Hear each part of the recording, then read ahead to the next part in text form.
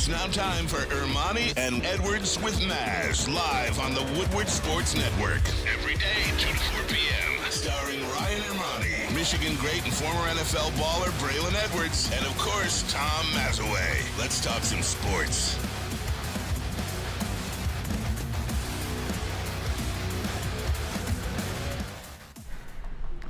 Hey, let's go. Tuesday show, October 24, 2023. Ermanni and Edwards with Maz. Woodward Sports Network, woodwardsports.com, fox2detroit.com if you're watching live, or on the Fox local app. If you're watching on YouTube, we say hello. And hello to you, Mr. Braylon Edwards. How you doing today, young What's man? up, man? Long time no see, right? Oh, man, I'm telling you. Saw this man twice today. Saw you in the store. Shout out to John Yu. And then we had a Zoom together for our event this Friday with My Children's Hospital. There's John Yu. There he is. So I'm on a mad rush today. Right. I got a kid's birthday party to go to. I need a Patrick Mahomes jersey. Yes. Absolutely gotta have it. Gotta have it. Look around all over and can't get a Patrick Mahomes jersey anywhere. Yeah. So Mario Lou, who I work with on Fox 2, Right. says, let me text my friend John. And I said, John Yu? She said, yeah. I said, text John Yu. And he said, yeah, I have one. Come by and pick it up. I go, Maz. I walk in the store. Who's in there?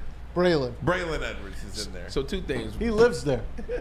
Yeah, this is my guy. That's my guy. Hence the new merch. You see what it is. You see what it is out here.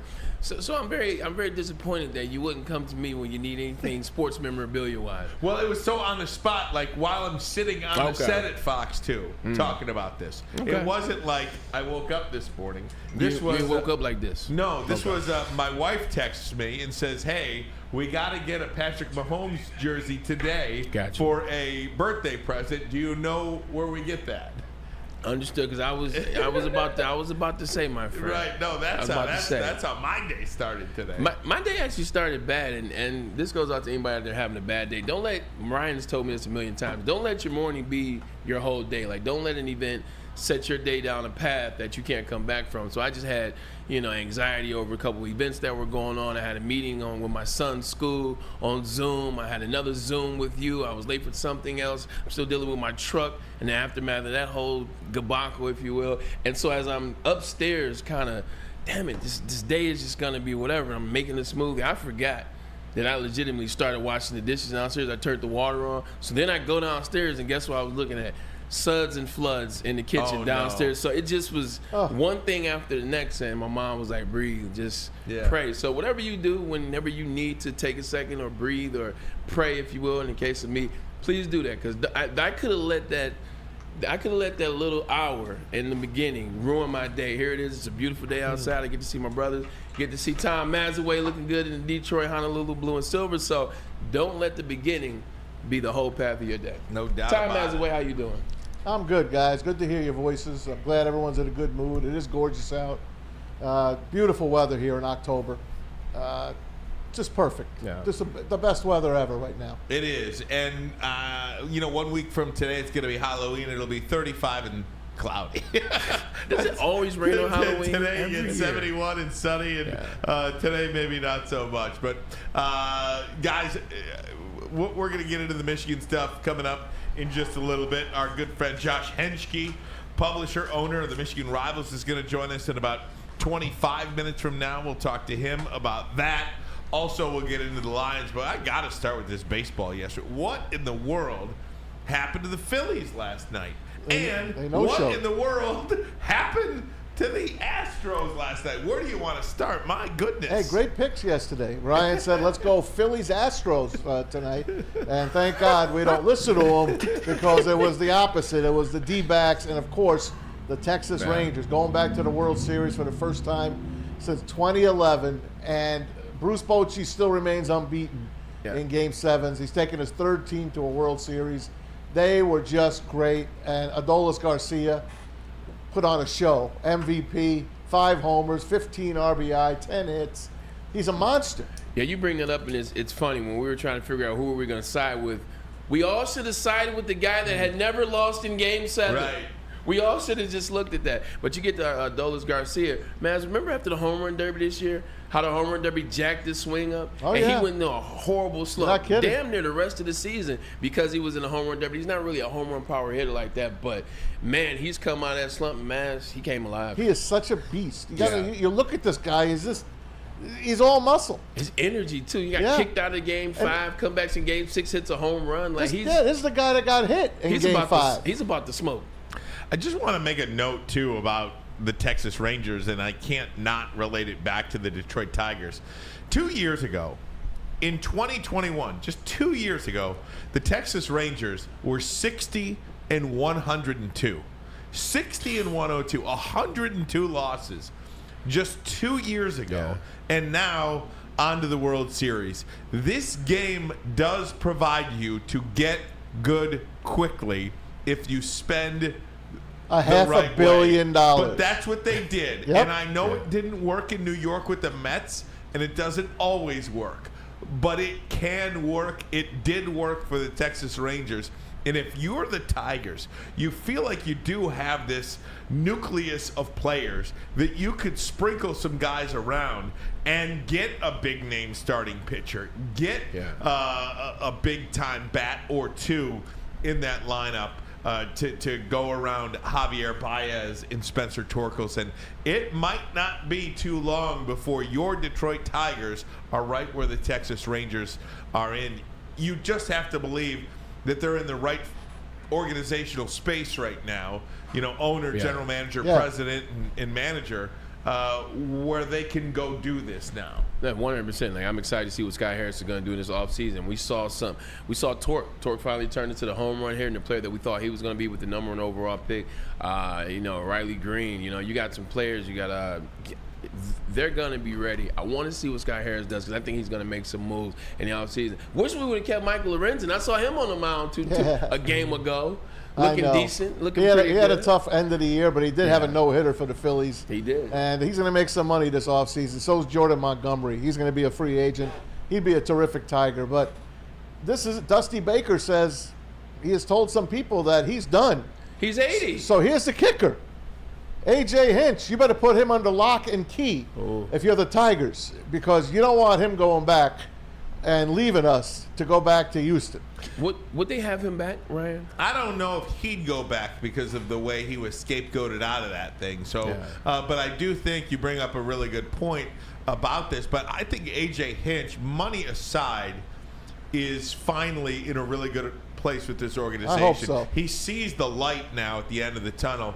The Tigers, they could, like the Lions, right? I mean, Kelly Carpenter. We think this Lions run is about to go like this steady incline up and be there for a number of years. There's no reason why the Tigers, if they can get it right, and it might be a big if, but if they can get it right, this is a team that could now go on that 10-year run like they did from 06 to 16. I don't see any reason why they wouldn't be able to go on that 10-year run, and I think A.J. Hinch wants to be a part of that. We have to see how they draft because the Texas Rangers drafted beautifully. Half their team is young guys. Yeah. Then they put the big bats around them. So the Tigers got to put some bats. They need a couple of arms. They got to stay healthy. And do you know the last time a road team won all the games I think in a series? Time, right? It was the Houston Astros lost a few years ago. Oh my gosh! Oh wow! It was, to the Nationals? to the Nationals. Oh, yeah, Nationals, yeah. Nationals at World Series. So the Houston Astros have been involved in 2 series in the last bunch of years that they've been swept at home. Just a quick note about Corey Seager. Wasn't he in the free agent class with Javier Baez and Carlos Correa? Yep, and, he was. I forgot there was another one in there. I forget who it was. Tatis? No. Marcus Semien, maybe? Maybe Marcus Semien, but no, it wasn't Semien. It was It was somebody another else. infielder. Francisco Maybe Lindor. Nolan or Arenado or something like that. Whatever. There was a number of guys. We in took that the wrong class. guy. And you think about all those guys that you got, you could have chosen from. He didn't and, want to go to Detroit. And they got Javier. We Baez. spent $140 million, and hopefully this year he can be the guy we know he can be. And I think you're going to see a much better, a much improved Javier Baez this year. I really do. I hope so. It's one of those things, man. I'll just say I hope so, because I was just looking at the numbers. Like every year he's gone down. Like every year since they won that World Series, every year since he was Javier Baez with the Cubs. El Mago. Man, exactly. Like ever since then, it's just been going down steadily and steadily and steadily. He just always has these slumps in the season where it's not about he just can't hit anything, and he's swinging at everything. Like I don't mind a slump where you're hitting some, I think he makes his mind up. I'm going to swing at this no matter where the hell it is. And like Dubon. Yeah, you got a Game 7 tonight, Phillies and the Diamondbacks. The winner, of course, will go play the Rangers. Rangers have home field advantage for the playoff, for the World Series, Did you see what which starts Friday. Did you see what Mad Dog Russo said today? What did he say now? He said he is so sure that the Phillies will win tonight that he will retire on the spot if they don't. Wow. Yeah. Is the game? Where's the game's at? Rangers Suarez is pitching. I would have put my money on Rangers Suarez. I'm sorry. Ranger. Last night was their night to win with Aaron Nola on the hill, and he laid an egg. He did. He laid an egg. Yeah, he definitely did. Remember, I texted you the pitch I was watching. You said that was a hell of a pitch. I was in the car It was listening. Kelly. Oh yeah. He pitched great. So he was painting. He was painting the corners. Like he's one of those guys. Like, look, he's gonna go up that corner. If he misses outside, he'll just miss. But he painted, and then he threw a curveball inside to Schwarber. Hadn't thrown but 2 curves the whole postseason. Neither of them to Schwarber. He threw that curve, and that's when I texted you. I said that pitch was filthy. He pitched for Team USA in the World Baseball Classic. Well, this Brandon Pfaadt, or whatever his name is, who's going for Arizona Diamondbacks tonight. When he pitched the other day, don't pull him. Well, that's exactly right. I mean, 74 pitches. Going through this lineup, 74 pitches, and they take him out. He's pitching a 2-hit shutout, and they take him out of the game. Now, it ultimately worked out for him, but heaven forbid, how many pitches is this kid going to throw? 60? I know, but guess who's he's got 1 hit in this series. Guess. Nick Castellanos went from the hottest hitter to now he looks like Javier Baez. Then he overplayed that ball. What was that, 2 games ago? Yep. This last game. Night, he overplayed the ball and ended up getting his home stadium. It was a triple. Yep. I think both these pitchers get rocked today. Yeah, you're going to see 10 pitchers tonight. Maybe more. I know. Well, maybe that's more. the problem with last night's game, too. I couldn't wait till it was over. It was like, I was dying. I went to bed in the 5th inning. I think it was like... Yeah, it was the 4th inning. It was 10-something. It was the 4th inning. Oh my gosh! And then they got a garbage run in the ninth. Yeah. Garbage run. Yeah, Altuve leadoff. I wish they would have hit him. I would freaking Altuve. Anyway, can we say something about the board? Oh man, the board looks good today, huh? Finally, look at that thing. The board. So finally, we got the graphics up for the board, or how they can size them the right way. That's right. That looks amazing. I wish you were in studio. It looks amazing. So we've got a great. Shout out to Jesse Dillon. Man. Absolutely, we got a great new board. Jesse Dillon, Chad Johnson, and the guys in the back, Ryan Lentz and Noah. They set it all up. Absolutely, these guys work really hard back there. We really appreciate. Hey, Kevin Hill in the chat says we got a big trade working with the Commanders right now. Oh, good. Yeah, Stay tuned. I'm sure. Absolutely. Stay tuned. We hope that's absolutely the case. Was somebody that was just yelling at the media? Guys, we'll talk about the allegations. Michigan under fire from everybody. Seemingly in college football right now. Everyone. We'll talk about that next. We'll talk to Josh Henschke, publisher, owner of Michigan Rivals. We'll do that in about 15 minutes. But first, a message from Dispo. Dispo Romeo, your local plug, now open till midnight. Listen, it's Michigan's largest cannabis mall. It's 21 and up, recreational only. But other than that, they have everything you want. The best ways to consume your cannabis, whether it's flower, oil, they got the edibles, and that's what it is. Come to Dispo Romeo, your local plug.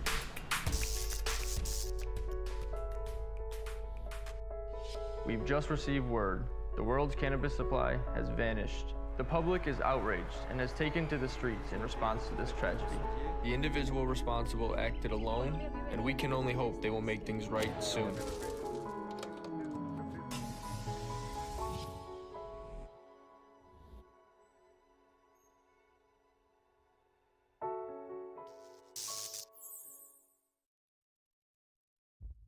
Brace yourselves, Detroit. As the sun begins to set, two of Woodward Sports' brightest young stars will be taking the mic for a brand new show. Woodward Nights with Spooner and Broder. The dog days in Detroit are over, and the boys are unleashed. Join in on the banter and hop on the bandwagon of the #1 night show on the internet. Tune into the Woodward Sports YouTube channel every weeknight from 8 to 10 p.m. Woodward Nights with Spooner and Broder. By now you know me, Christina Gennari, as the obvious choice in real estate. And you know my website, soldchristina.com, as your #1 resource for buying or selling your home. Myself, along with my amazing staff, pride ourselves on making your home buying and selling experience a relaxing and easy one. Come see why we are the obvious choice. Christina Gennari at soldchristina.com, the obvious choice in real estate. Hey gang, for over 60 years, Fairway Packing Company has provided Michigan's finest restaurants, hotels, and casinos with prime beef, Wagyu beef, and dry-aged beef. You can experience the Fairway difference for yourself today. All you have to do is visit the steak shop in Grosse Pointe Woods for grab-and-go steaks. If you can't make it in person, you can always order online. They ship next day. FairwayPacking.com. FairwayPacking.com. Age, prime, cut, source packed to perfection. All right, guys, Michigan under fire from the NCAA and seemingly everybody that you see or follow on Twitter. The story is that staffer Connor Stalions, who is suspended with pay, is at the center of this NCAA sign-stealing allegation. He needs his pay to pay for those tickets. That he purchased tickets in his own name for more than 30 football games over the past 3 years at 11 different Big Ten schools, 11 different league schools, and that is just part of what the scope is. There's so much conversation about this, and I know there's video and pictures circulating online of the sidelines of the Michigan-Ohio State game last year with a sheet of hand signals on it. But Braylon Edwards, the question I will ask you, the question I will ask Josh Henschke when he joins us is, what rule was broken? What rule?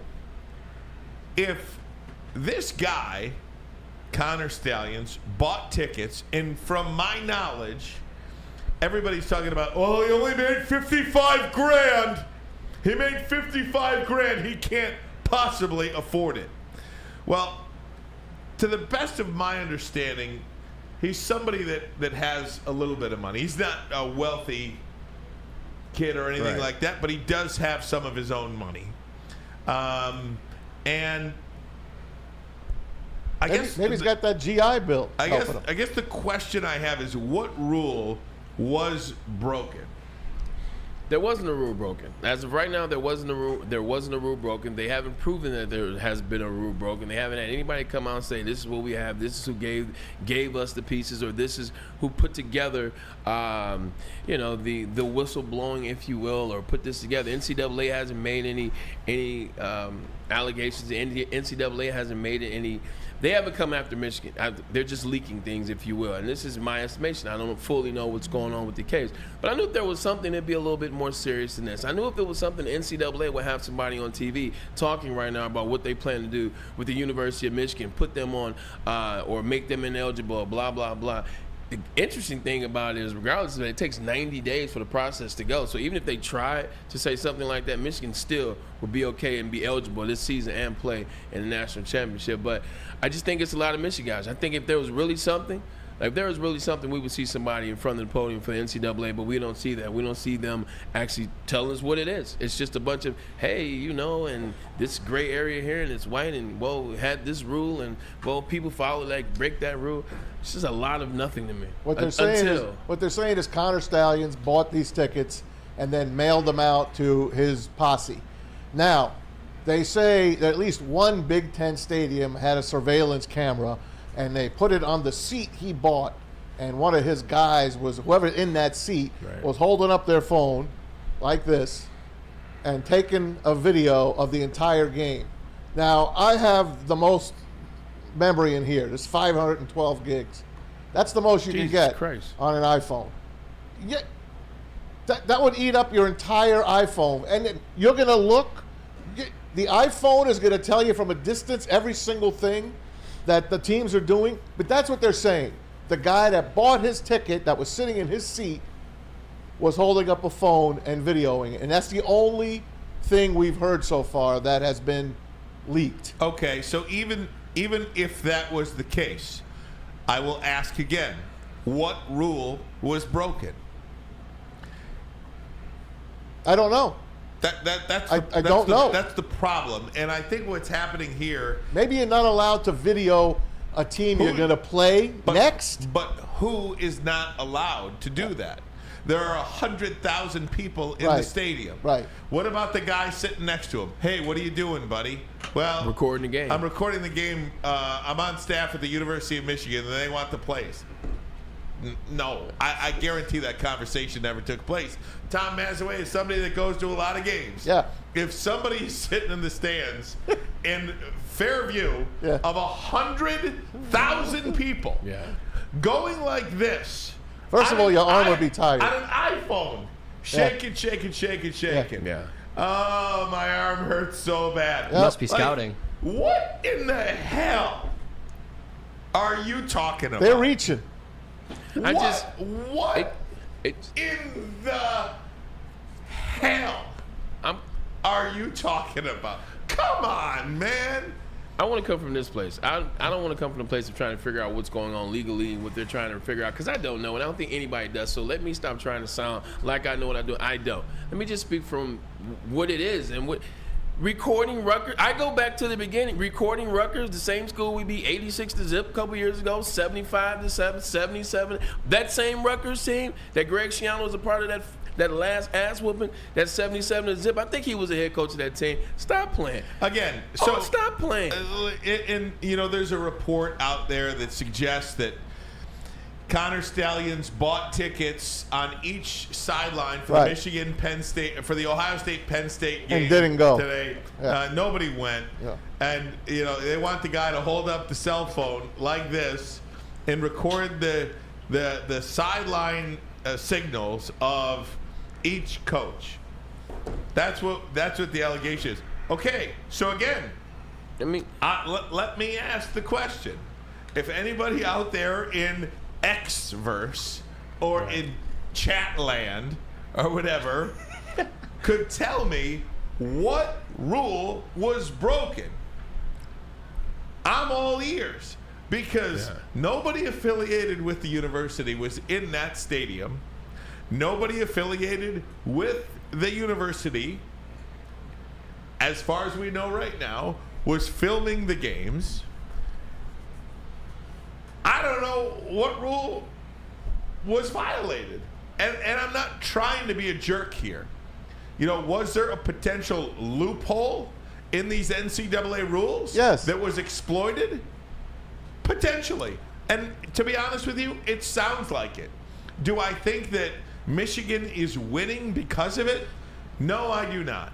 I think Michigan is winning because they have a first-round draft choice at quarterback, and they have about 20 players that are going to be selected in the 2024 NFL draft. That's why Michigan is winning, not because they're trying to steal the other team's signs, like every other team does in the world. That's why the coaches talk like this. That's why the backup quarterbacks are holding up those old sandwich boards like that with all kinds of pictures on it and stuff like that. I'm not, again, guys, it's so dumb, it makes my brain hurt how people just have this absolute hard-on to get Jim Harbaugh and Michigan. If you're trying to tell me that Jim Harbaugh is a cheater, I'm going to tell you that, well, that's at the baseline. Then there's nothing further to discuss, because maybe Jim Harbaugh exploited a loophole in a rule, but I can't see it. I cannot see it. Yeah, Bill Belichick's been doing that for years, and mentioning his name in Harbaugh, and everything. Oh, Spygate. No, they purposely set in the New York Jets stadium and filmed that and did that was something different. But what are we really talking about? I'm just over listening to people. They're talking about Michigan and talking about what they're doing. They're cheating and oh my God and blah blah blah. I'm still trying to figure out what Michigan did. I'm still trying to figure out, make it make sense in terms of, and then also with the Jim Harbaugh thing, with the kid and him and doing his own thing. What does the kid come out and said, out of curiosity? Nothing. He hasn't said anything, and he's been suspended. Yeah, he's been suspended. He hasn't said a thing. So, I mean, there's people out there that are saying, "Oh, Michigan's going to have to vacate wings." They don't know anything. I mean, why are you jumping to that conclusion? Because what do you know that I don't know? Listen, people can't help themselves inherently. Okay, like honestly, for the most part, because of social media from 2011, people cannot help themselves but to react immediately. Yeah. Whether it's a sexual harassment allegation, whether it's a sexual assault allegation, whether it's a sign stealing allegation, what you essentially have is, imagine a court case playing out on social media where only the prosecution is leaking out their side of the story to set the narrative, without the defense having any chance to come back and set the record straight or defend themselves against these allegations. I want to play for you what Matt Rule, head coach of Nebraska, said about this yesterday. Yeah, sign stealing happens every game. There's nothing wrong with teams over there looking over trying to steal our signs. There's nothing wrong with us trying to look at their signs.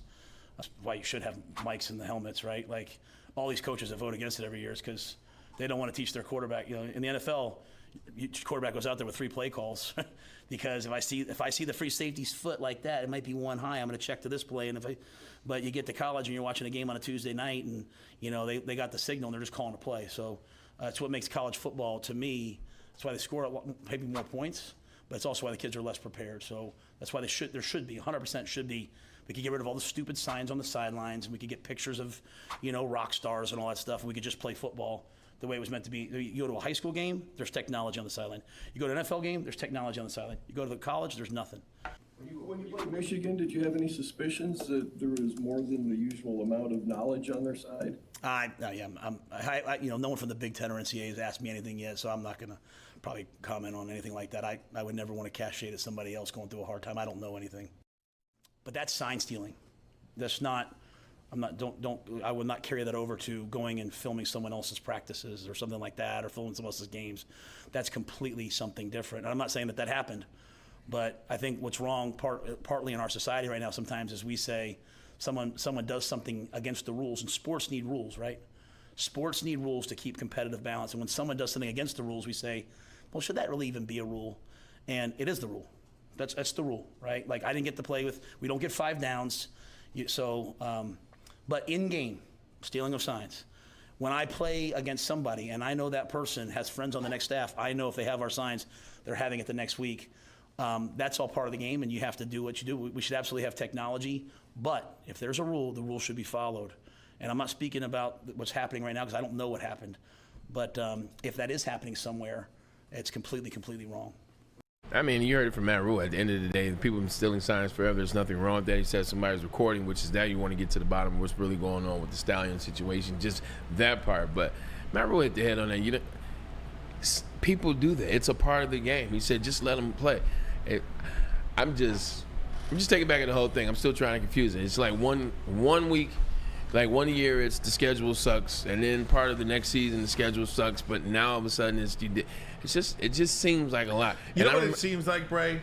It seems like Ohio State is tired of getting their teeth kicked in. To me, that's what it seems like to me. This is. I don't think they're the only ones. This is totally derived from Ohio State. I think it's deep. I think it's a lot of that, but it's bigger too. One of the things Matt Rule's on the side of Jim Harbaugh. They're on the side of NIL money. They're on the side of allowing players to make what they deserve. They're on the side of giving them freedom. Those Nick Saban coaches, those Dabo Swinney coaches, those guys were not about that. They were not trying to change the status quo in college football. Hence, they were the guys that were on top, but now they aren't. Now they're complaining. So I think it's that compounded with a bunch of other things at the end of the day. You know what? I hear a lot of people talking about, well, this goes right to the heart of competitive balance. You know what goes to the heart of competitive balance? Being a school that's able to pay a kid $5 million to go play there. That changes competitive balance. Yeah. So enough with that stuff. We'll get the story. We'll get the real story from Josh Henschke, publisher and owner of Michigan Rivals. He'll join us next. But first, a message from Big Boy. All right, guys, you know what it is. The best cheeseburgers and chicken sandwiches in town are at Big Boy. Try their brand new pretzel bacon cheeseburger or their regular Big Boy, of course. And if you want a chicken sandwich, the Dolly chicken sandwich is for you. You like it a little spicy like George Costanza? Use Bob's hot chicken sandwich. That wouldn't be for you. And how about those fries? You don't want just ordinary fries. You want to spice it up a little bit. How about the chili cheese fries or the loaded baked potato fries? Make sure you save room for dessert for that Reese's chocolate peanut butter thunder cake and those funnel cake fries. And don't forget, the best shakes in town are all at Big Boy.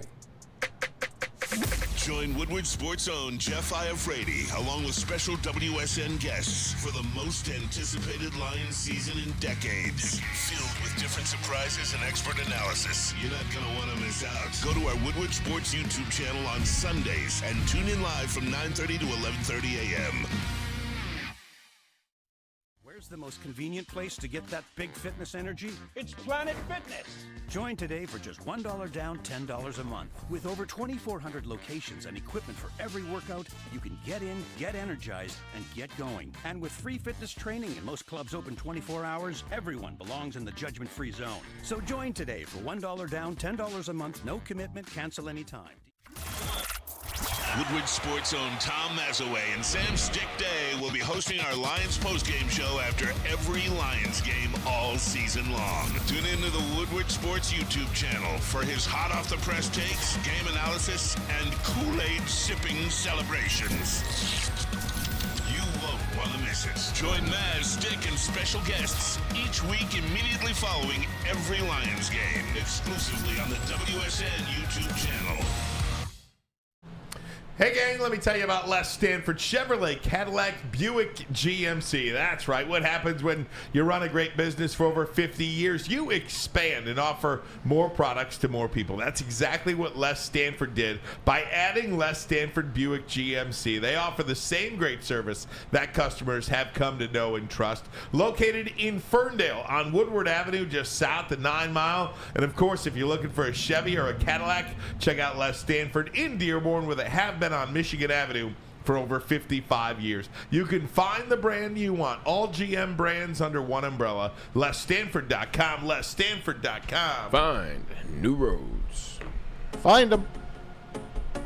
Want to thank Kool-Aid, who's in with us on Tuesdays as well. Kool-Aid Parker working hard today. Want to thank everybody watching on YouTube. If you are watching on YouTube, hit that like button for us. It helps YouTube push our content out to more people. And of course, subscribe to our YouTube channel, Woodward Sports on YouTube. We are working to track down Michigan Rivals publisher and owner Josh Henschke. Will do that momentarily. But again, just continuing on with the sign stealing allegation against Jim Harbaugh and the Michigan Wolverines. J.J. McCarthy came out, Braylon. I don't know if you could relate to anything when you were a player or not, but J.J. McCarthy came out yesterday. It was like, look, we're just going out there playing football. This stuff doesn't infiltrate our locker room. This stuff doesn't have any sort of bearing on what we do as a football team on the field or off of it. And, you know, it's just one more reason, one more thing against Jim Harbaugh, for lack of a better way to say it.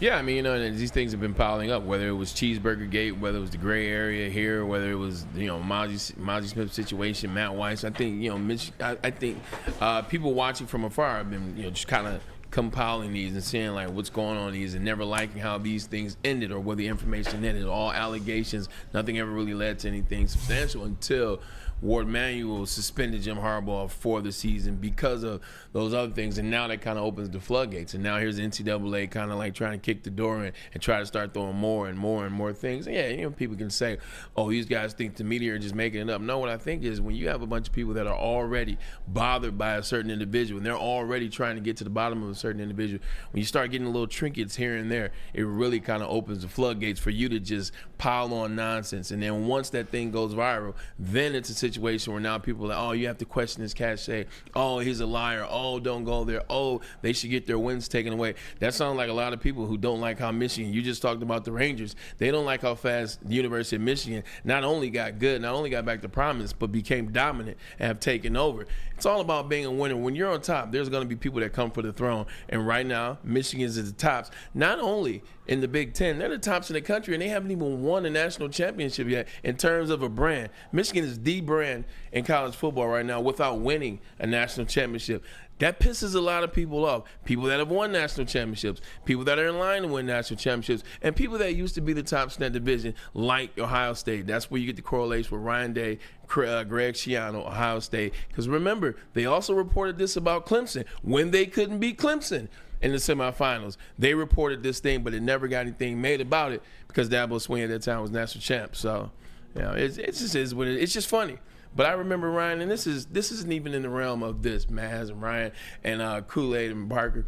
I remember being in the NFL, okay? And when you're in the NFL, everybody comes from a college, usually the bigger schools, but everybody comes from somewhere. Everybody, Kansas, a Tulane, a Tennessee, a Penn State, Cal, USC, doesn't matter, Texas, Oklahoma. Whenever it got to Michigan, I don't care where a teammate went. They could have went to Mississippi State, BYU. Hell, they could have went to a 1AA school. They all hated Michigan.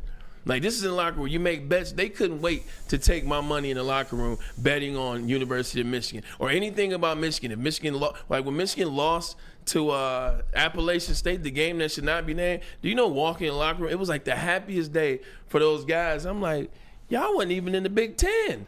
Like, that's the national consensus on players about University of Michigan. So what do you think the national consensus as fans or alumnus of other institutions are? People hate Michigan because they are what they are. Yeah, we're arrogant because we are the leaders and the best. That's what it is. You know what? It feels like, guys like, not to call anybody out. I guess they're just trying to do their job. And it's just so salacious. A guy like Pete Thamel or a guy like Stuart Mandel feel like they're just, got Watergate. They want to make it big. Or something. This is their claim to fame. It's almost like Heather Dinich during the Maryland the Maryland situation when the player unfortunately passed away after a workout. It's like you throw all these people under the bus. You just say whatever. I mean, these things that are not true. My sources have told me that Michigan is, they might have sent somebody to a game to video on their phone. Yeah, Pete Thamel yesterday was like Watergate. It was like he was talking about an election coming up when we really don't know. They don't really know anything. And the great thing about it is they're acting, and I'm glad you said that, Ryan, they're acting like this is Watergate. Meanwhile, there isn't a law being broken or a rule being broken thus far. Like right now, it's just a bunch of these little drops in the bucket. It's like, hey, we saw him on the sideline doing this, or we saw him doing this on the sideline. It's just a bunch of nonsense, a bunch of speculation. Give me something. Like if you're going to diss my university, if you're going to try to make us nationally just a terrible school, just give me something that I can actually make substantial with. All right, guys, let me do this. Let me take a quick 60-second break because we do have Josh on the line now, and I don't want to make it short.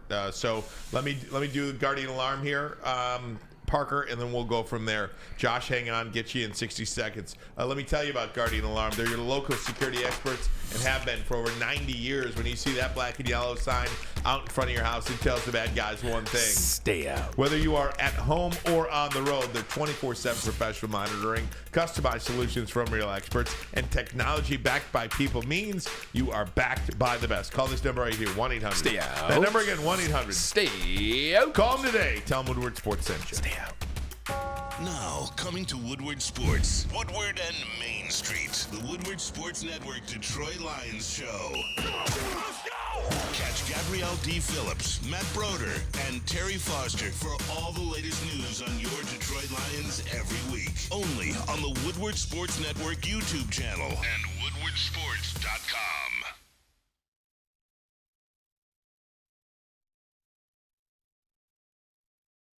Calling all landscapers. This is Darren McCarty. I'm at Outdoor Equipment Co. How would you like to landscape like a legend? How about a bad boy zero turn? And even a chainsaw.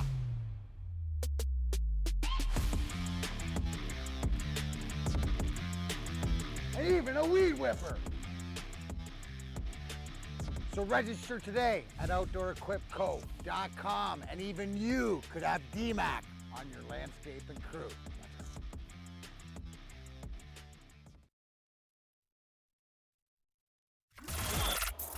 Woodward Sports' own Tom Mazaway and Sam Stick Day will be hosting our Lions postgame show after every Lions game all season long. Tune into the Woodward Sports YouTube channel for his hot-off-the-press takes, game analysis, and Kool-Aid sipping celebrations. You won't want to miss it. Join Maz, Stick, and special guests each week immediately following every Lions game, exclusively on the WSN YouTube channel.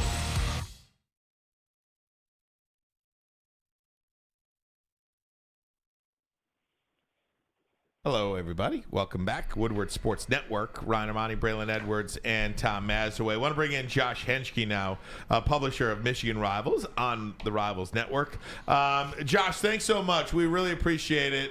Sorry for the confusion on the video link there. Our bad, but we've got you on the phone, and we're grateful for your time. Thanks so much.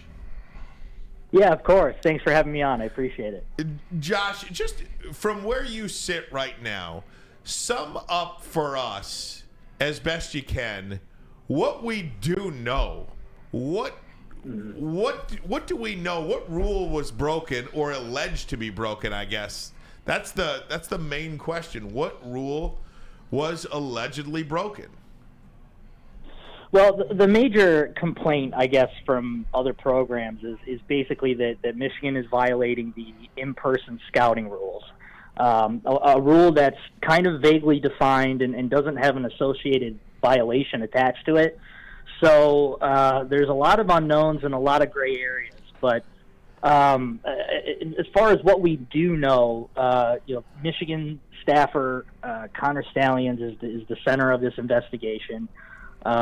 He's accused of purchasing tickets and then kind of transferring them to people across the country to go and scout upcoming opponents. And I know he's been doing this for the last 3 years or so.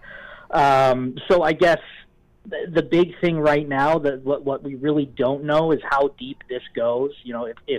If anyone inside the program, outside of Stallions, had knowledge of what he was doing or involved in purchasing tickets for him or anything like that. But from my understanding right now, it appears very much to be a kind of like a lone wolf operation. Doesn't make it any more better or any less excusable, but I guess from Michigan's perspective, they have that ability to kind of distance themselves from this thing, knowing that some people were kind of ignorant to the fact that this was going on, whether that was ignorance is bliss kind of thing, or just simply didn't really know what was going on. So still a lot of, even with the details that are coming out and what we've heard, it doesn't make the picture any more clear. It's still very much a murky process as we stand, almost a week into this thing.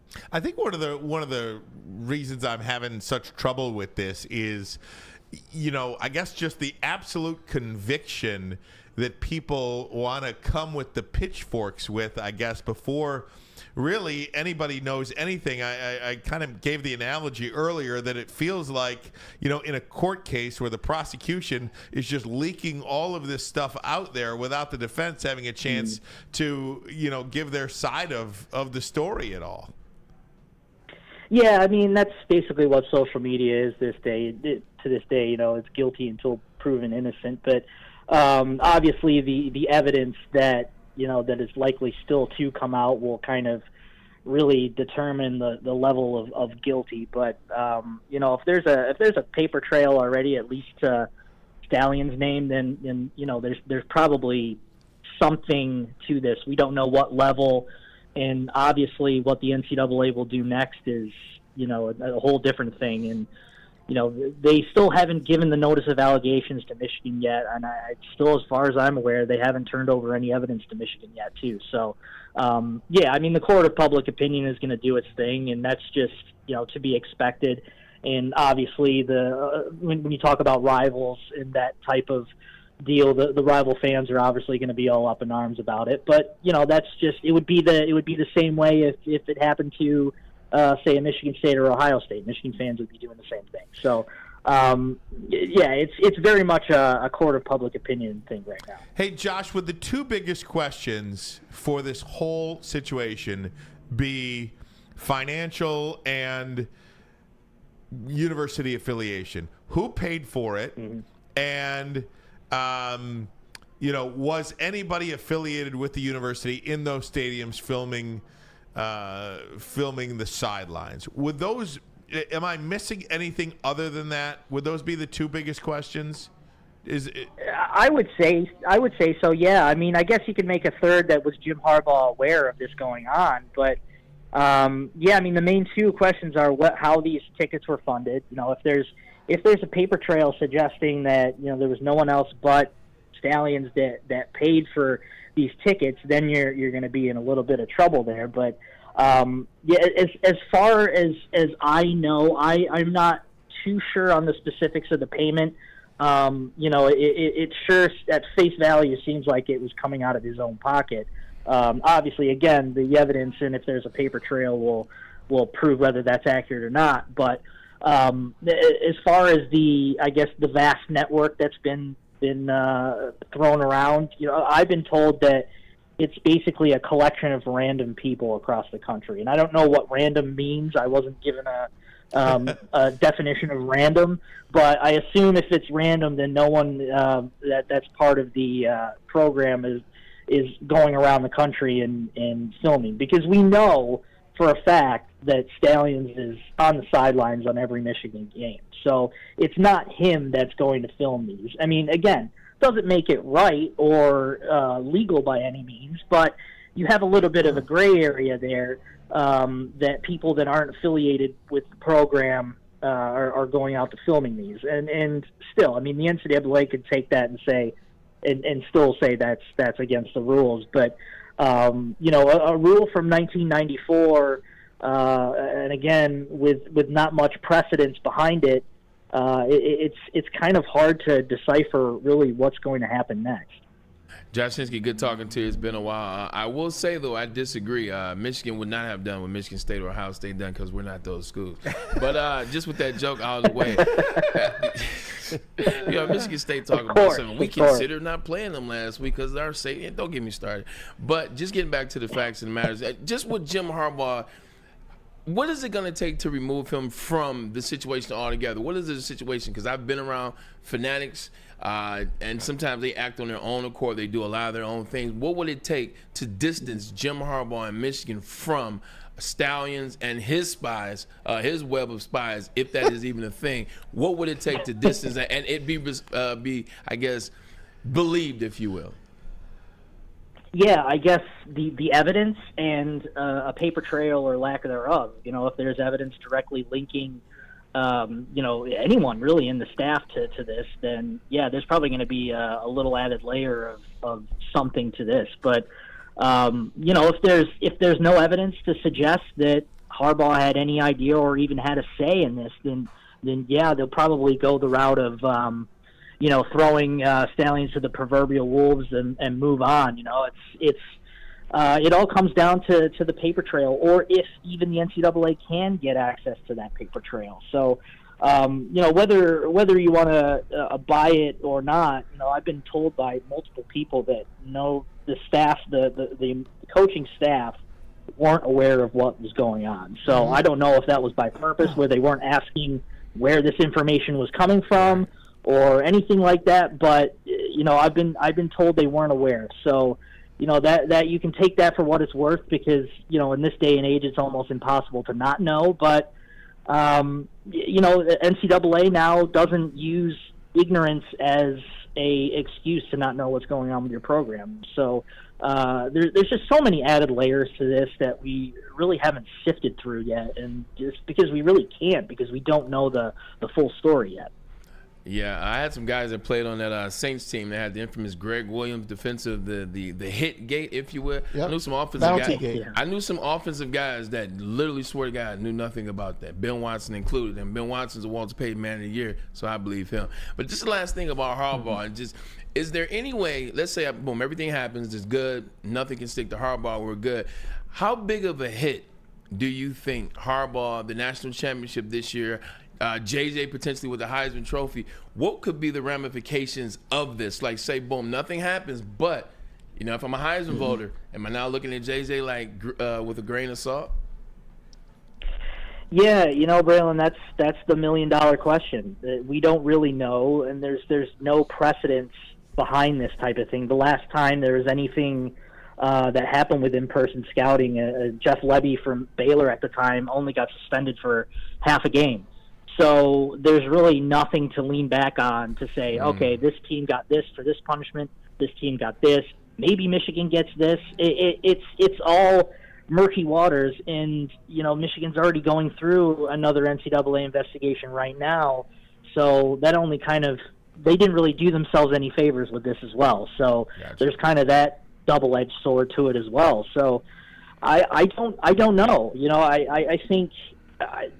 I know for a fact this year, right now, nothing's going to happen. The season's going to play out as it is. I mean, even if Michigan were to get their notice of allegations today, that's 90 days that they have to respond, and that's going to go well beyond the season if they were to make it to a national championship. So I know nothing right now is going to get done, is going to happen. So there's not going to be any bowl bans or anything like that right now for this year, but who knows? This process could take years. It could take months. It's so unknown right now, and you're kind of asking the NCAA to take it in its own hands and come up with a suitable punishment. And knowing their track record, can they do that? I don't know. We'll have to see. Hey Josh, it's Maz. It's just a hard read. Everywhere I turn, every video that's out, that's not Colin Cowherd, there's very few people that are like on Michigan's side here, and I know most of them are Michigan State and Ohio State people. I know that. It's disheartening. But what is Connor Stallion's job? Why is he on the sideline? Can you tell me that? That's a good. I can't tell you that personally. I mean, he was kind of a guy that I knew of in passing because he was. I originally knew him outside of the Michigan program personally, as when he was with the Navy. But I don't really know what he does on the sidelines, and I'm sure not many people did until his name became public knowledge. But I believe he was a low-level staffer of some sort, helping scout, during the week, and now we know kind of the levels with scouting business. But we really don't know, and obviously all the evidence that comes out. I saw a clip on Twitter today about them during the Ohio State game on a drive that Ohio State scored, and him calling out I saw that signs. I mean, the fact that sign stealing is legal. That's legal, but it's how Stallion's got his information is what's kind of under scrutiny. So, is it the fact that Michigan is really good at their sign stealing operation? I don't know. There's too many gray areas, and maybe this is to the point that we haven't really seen before, but it's not the first time that a program has been accused of stealing signs before. I know. It's just bothersome to me how this is becoming this huge mushroom cloud that is just exploding. And if he's got somebody at a game videotaping on his phone, I mean, that's the one thing that they've said that they got. Some guy is in a seat that he purchased and he's holding up his cell phone. But let's face it, the head coach is the boss. He knows everything.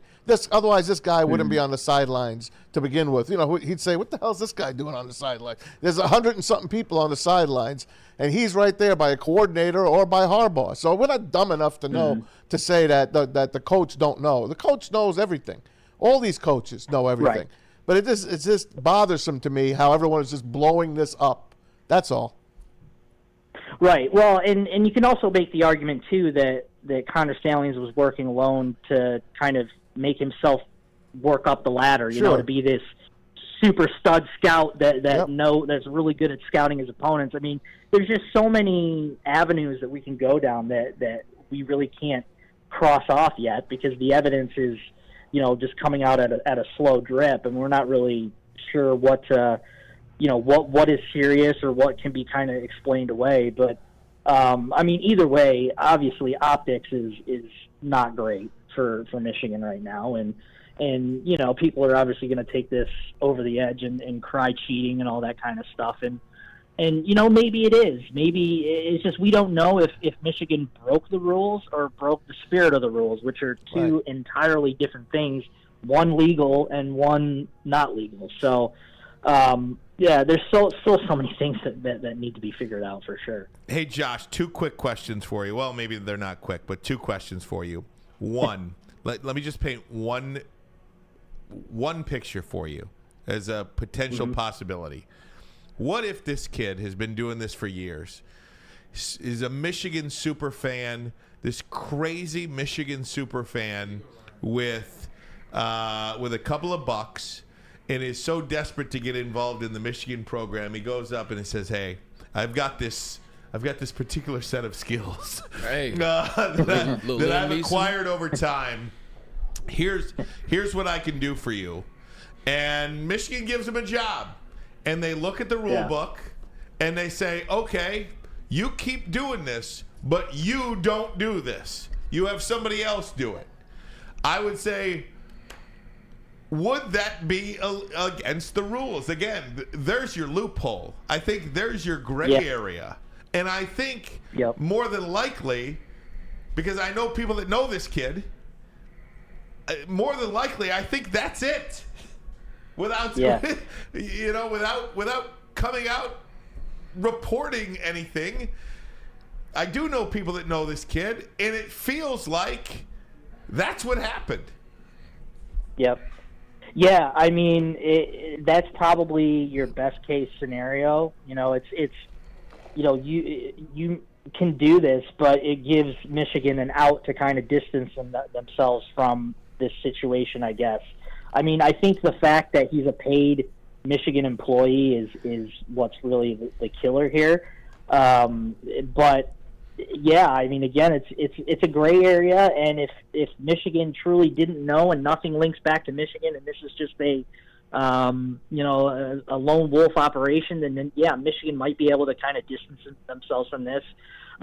Worst case scenario, maybe take a fine and Stalions gets a show clause for however long they need to, but it all comes down to the NCAA's I guess definition of this and how they see it, you know, because this isn't a court of law, you know, this is the NCAA law, which is completely different and doesn't make sense half the time. So this is all going to come down to how the NCAA sees it, what they get from an evidence standpoint, and if you know it goes deeper into the program than just surface level with Stalions. So yeah, I think him acting alone and him trying to do this stuff on his own to get to rise the ranks within the program is probably the best case scenario. I mean, obviously you'd rather him not do it at all, but you know that's kind of out of the equation now. So hey, Josh, I don't know. It's going to be interesting. Josh, last question. Injuries notwithstanding, any doubt Michigan wins the national championship this year? It's hard to make an argument against the way they're playing right now. I mean, obviously Penn State and Ohio State are going to be the two big tests in November, but you know, you look at how both of them played over the weekend, it's like, man, and then compare it to what Michigan did. I mean, obviously, level of competition, you know, have to be compared. I mean, Michigan State isn't on that level, but to dominate an away game 49-0, I mean, yeah, I think Michigan is the most complete team right now, and they're going to be hard to stop. So I think this is Michigan's best chance to win a national title. I mean, it's going to be hard to stop them for sure. Josh, thanks so much for your time, man. We really appreciate it. I know that was a long time, so thanks so much. And we'll be following you on Michigan Rivals. Again, at Josh Henschke is the Twitter, the X, and, of course, at Michigan Rivals, publisher there. Thanks so much, Josh. We appreciate it, buddy. Yes, sir. Of course, fellas. Anytime. You got it. Thanks, you got it. Definitely love to have you back. Guys, I'm so over right now for a break. I do want to get there on time. Parker, what do you want to do here? Swiss? Academy and Swiss Insurance. Okay, there we go. Thank So you. A little first, producing on the fly. with all First, the we're going to talk changes a little there. bit of Academy of Warren. At the Academy of Warren, they have a brand new state-of-the-art sports dome field house with a regulation basketball court, volleyball court, soccer field that can also be used for 7-on-7 football, K-8 that features AM and PM latchkey, small classroom sizes, Learning Street, futuristic media center, free breakfast and lunch, Houghton Mifflin curriculum, academic games, K-8 athletics, and obviously so much more. The Academy of Warren is now accepting new enrollment, so go to the academyofwarren.net. That website again, academyofwarren.net. And if you also need insurance, why not go to anybody else but Swiss Insurance? Do you have football on the brain? Because fall ushers in college and professional football, and this year is gonna be awesome. So why not shop your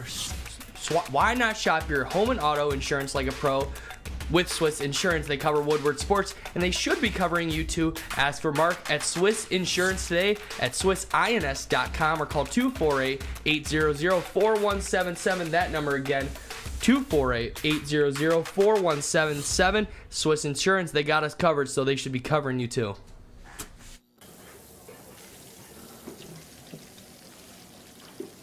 Burgers and chicken sandwiches are taking over at Big Boy. Try our new pretzel bacon cheeseburger.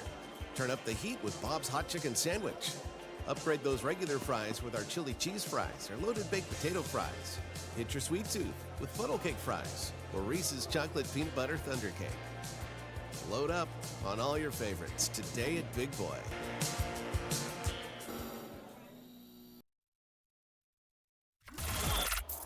Woodward Sports' own Tom Mazaway and Sam Stick Day will be hosting our Lions postgame show after every Lions game all season long. Tune into the Woodward Sports YouTube channel for his hot off the press takes, game analysis, and Kool-Aid sipping celebrations. You won't want to miss it. Join Maz, Stick, and special guests each week immediately following every Lions game, exclusively on the WSN YouTube channel. At work and at home, we're there with smarter security solutions. Featuring complete automation with customized alerts and more. For over 90 years, we've been the company that's been counted on to protect what matters most, all with personalized service and care. Right now, for a limited time, receive a free video device plus free installation with a new home system. Guardian Alarm. We protect Michigan. It's nice outside, but it won't be for very much longer, so you got to start playing golf inside. Best place to do it, 5 Iron Golf, downtown Detroit, at the Cambria Hotel, Sim Rentals, and oh, by the way, 13 brand new TrackMan simulators so you can play any course around the world. What you see on the PGA Tour, they have in spades. Lessons, leagues, bar, restaurant, practice, and party. It's a fun place to play on Thursdays. The Woodward Sports Golf League. It is 527. Stay down, hang out, and turn into Thursday night football. Great place to have a great time. 5 Iron Golf. Hey guys, welcome back. Woodward Sports Network, hour number 2 of the program. We just, pretty much dedicated hour number 1 to the Michigan and Jim Harbaugh allegations of sign stealing. One more addendum to this. Perhaps the most popular coach in all of college football is Deion Sanders. He commented on the alleged sign stealing scandal earlier today. Here's what he had to say. What are your thoughts? I mean, everyone's trying to get an edge. I mean, everyone's trying to get whatever edge they can. You could have someone's whole game plan. They could mail it to you. You still got to stop it. So in football, it's not as pronounced as baseball. If I know a curveball is coming, I got you. You know, with football, I don't give a darn if you know a sweep is coming. You still got to stop it. Physically, it's a physical game. You got to stop it. So that's a little tough. I don't buy into a lot of that stuff that someone's stealing this, stealing that. I don't buy into a lot of that stuff. You still got to play the game. Back in our glory days with San Francisco as well as the Cowboys, you know darn well Emmitt Smith is getting the ball. You know darn well Mike Irvin is running the comeback. You know darn well Jay Novacek is going to do what he's going to do, and you couldn't stop it. Deion's absolutely right, man. You can know what's coming. You still have to stop it on the football field. You still have to make the plays. You still have to do the techniques that you're taught by your coaches and be in the positions and the spacing that you're supposed to be in. I remember my second year in the NFL. I won't say what teammate. Let's just say he's been on the show multiple times. He lost his game book, like lost his playbook. We thought he lost his playbook. The Baltimore Ravens and the Pittsburgh Steelers, as much as they was whooping our ass, they still would send people to the hotels to kind of hang around. Because, you know, when you go there as a team, you're 45, 49 deep on the road. When you travel, they see if you leave it in the ballroom, see if you leave your door open and you left it in your room. Well, they got somebody's book. And they had our whole game plan. They had our whole everything. And we still lost. But at the end of the day, it was a fight. Like, we knew they had our plays, so the coaches, scrabbling around, and you call plays around, and you see what they know, you see what they don't. They stole our playbooks, and we still had to know that game plan. We still had to go out there and adjust on the fly. If a guy is covering you at the line of scrimmage and he doesn't let you off the ball, is that because he knew your play, or is that because he jammed your ass up? Like, at the end of the day, man, this has been going for a very, very long time. Somebody just pointed out on the chat, it's like the tush push. You know it's coming. Can't stop it. Stop it. He did say he could hit a curveball if he knows it was coming. Well, that's a fact. That's a different thing. Like Altuve knew it was coming. That's why he was hitting the home run. But that is a different thing. You can sit on that. I will say this. And maybe somebody in the chat can let me know. Penn State, when's the Penn State game? November 11th? 11th, something like that. So that's 1, 2, 3 weeks. Yeah. Penn State has 3 weeks to change their signs from anything that they think Michigan knows. Yeah. Ohio State 5 weeks. has 5 weeks to change their signs. Okay? Let's just hypothetical. Michigan knows exactly the signs currently of Penn State and Ohio State. Let's just say they know that right now. Oh, by the way, I've known Penn State signs since I was in Michigan because they still run the same offense. Let's just say that. Exactly. Run.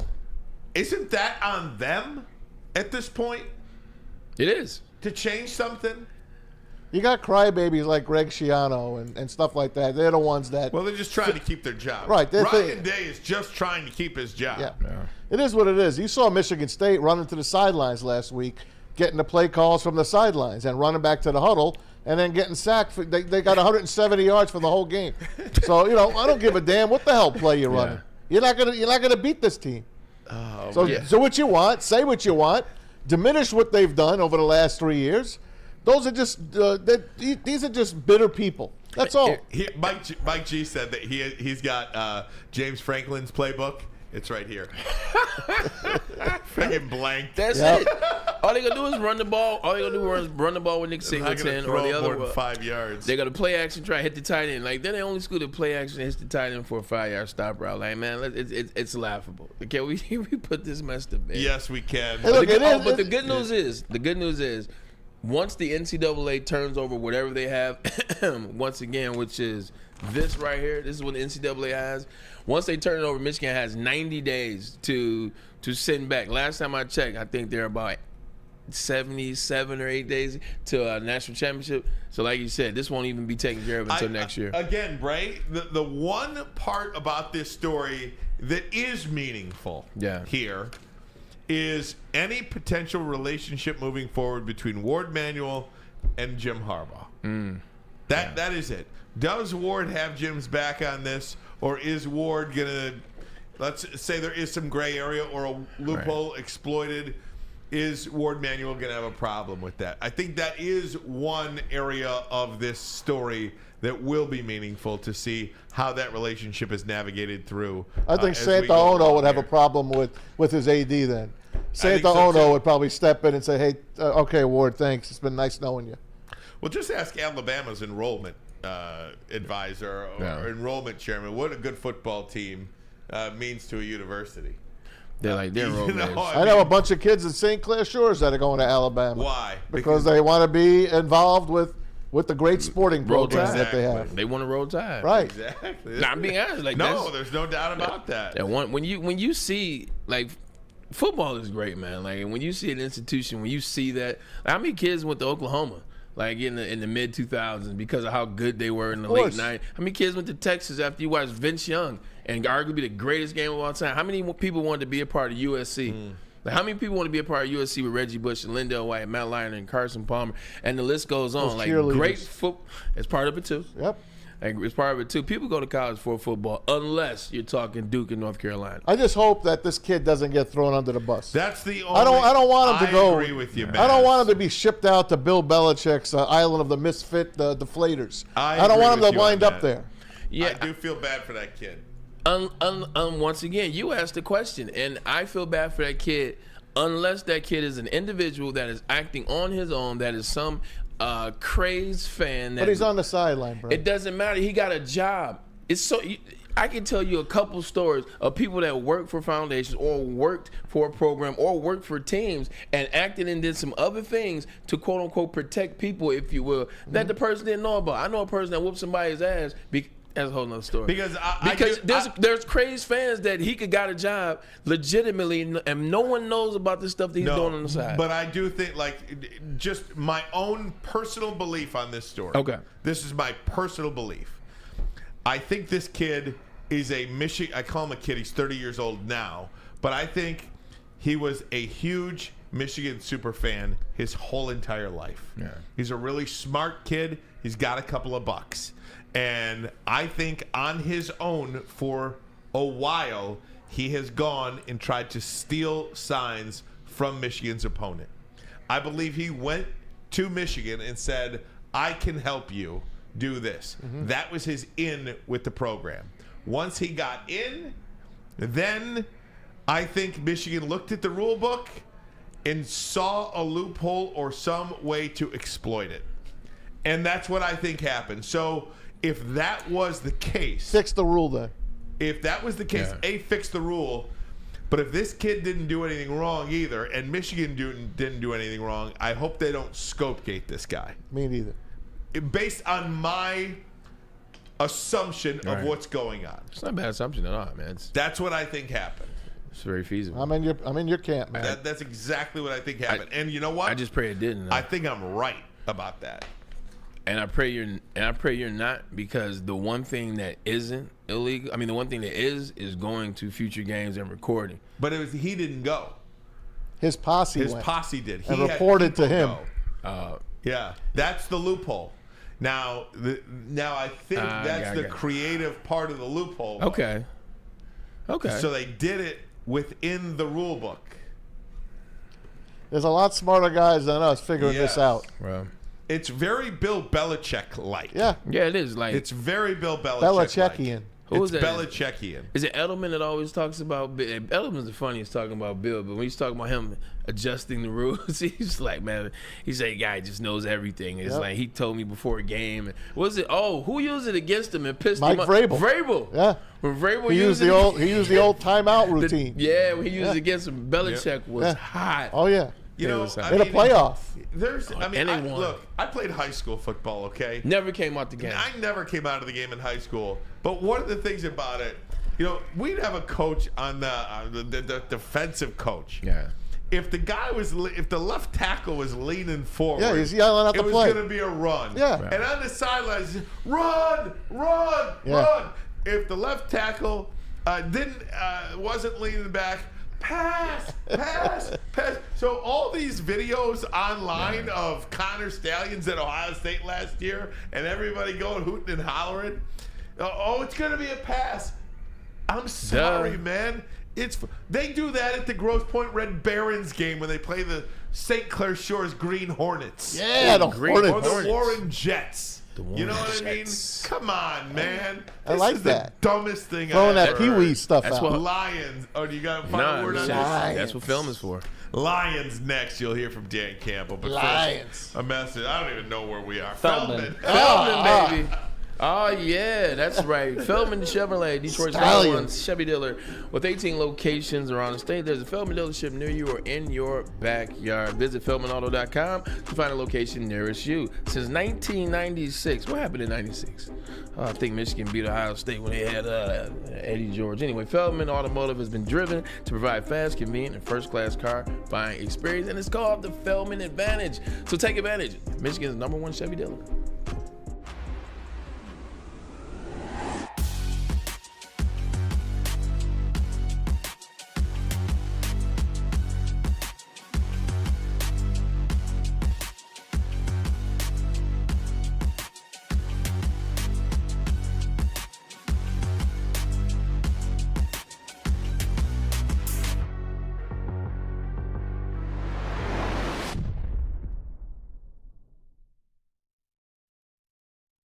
Now, coming to Woodward Sports. Woodward and Main Street. The Woodward Sports Network Detroit Lions Show. Catch Gabrielle D. Phillips, Matt Broder, and Terry Foster for all the latest news on your Detroit Lions every week. Only on the Woodward Sports Network YouTube channel and woodwardsports.com. Gabby is a college student struggling to study for her big exam. Then she discovered Syntron, a healthy way for her to stay awake and focus. Jennifer frequently has chaotic days like this until she gets online, orders some Syntron, and finds her groove. April visited her local grocery store, purchased a case of Syntron, and entered to win the Syntron 100K Vegas giveaway. Pick up your case of Syntron today at any Meijer location or visit drinksyntron.com/Vegas and enter for the 100K Vegas giveaway.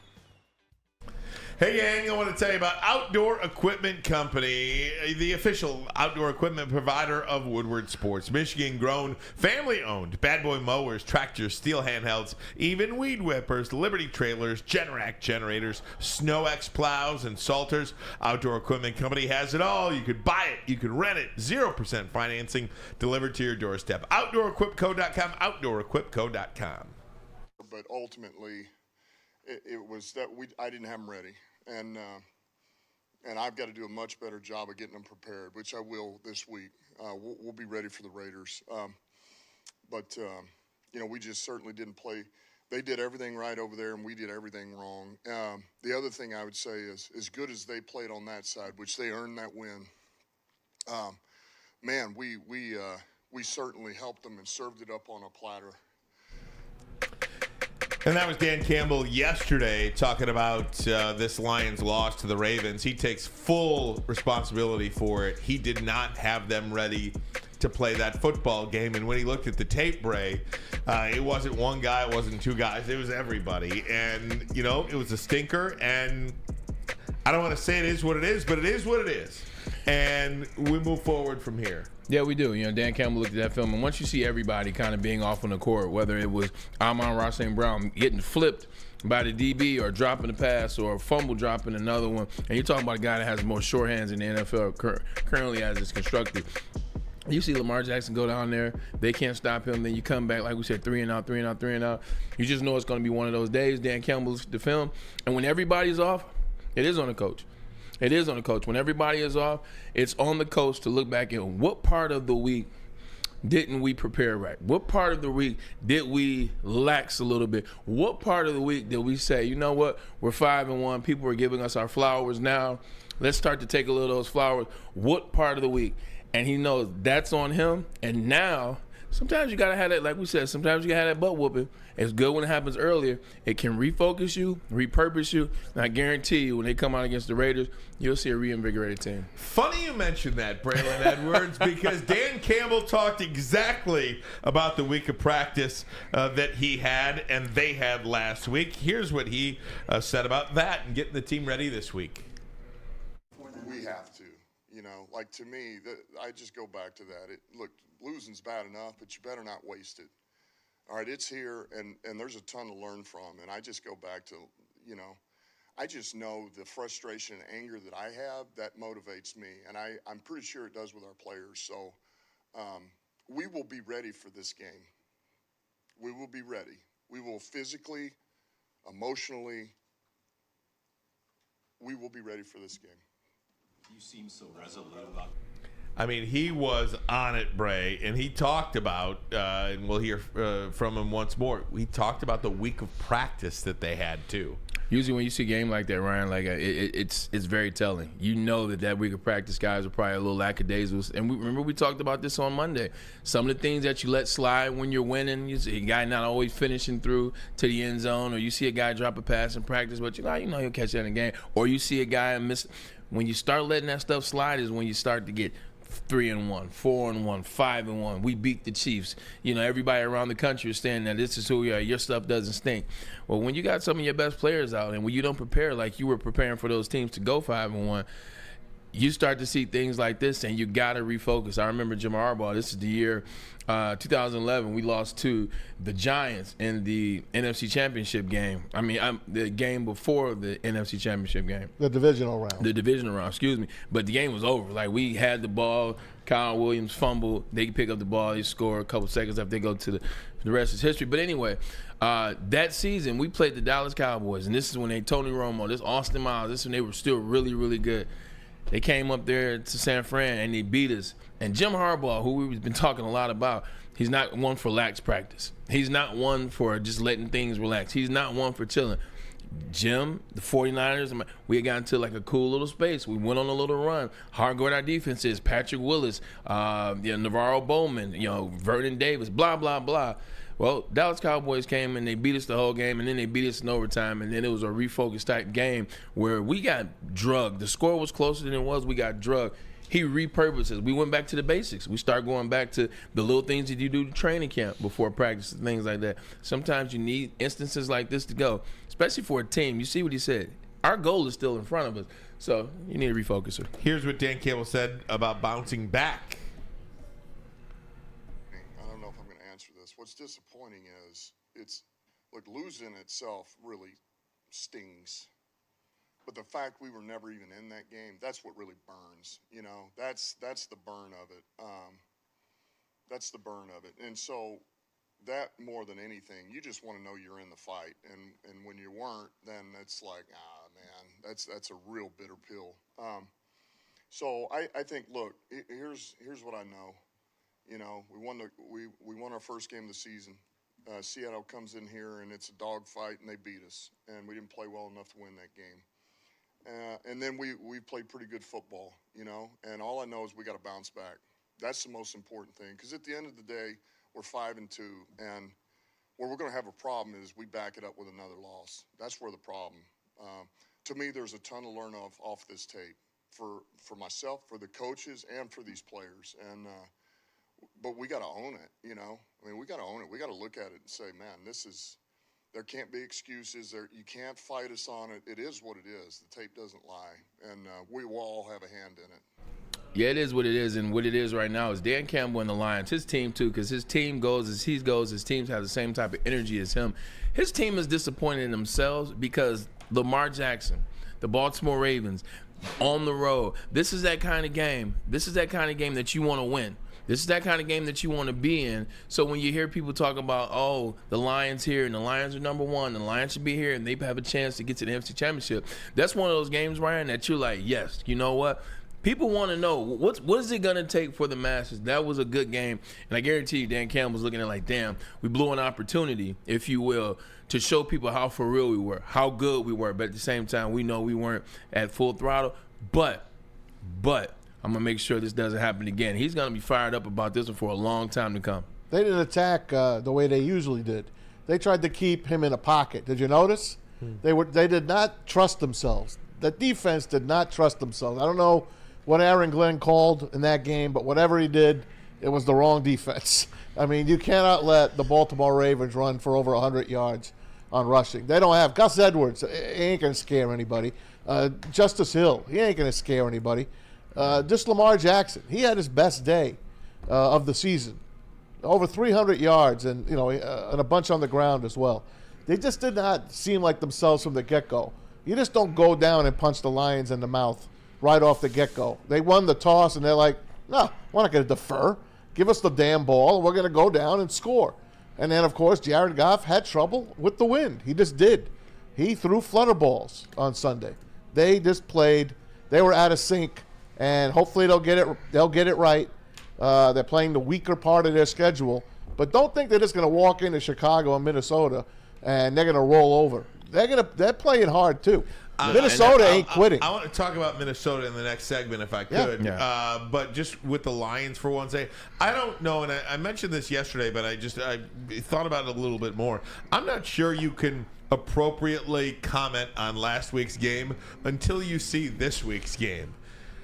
Just to see that it was an aberration and not the rule. But they're playing a bad team. I don't care. That's what they got to do. Right. I mean, how many bad...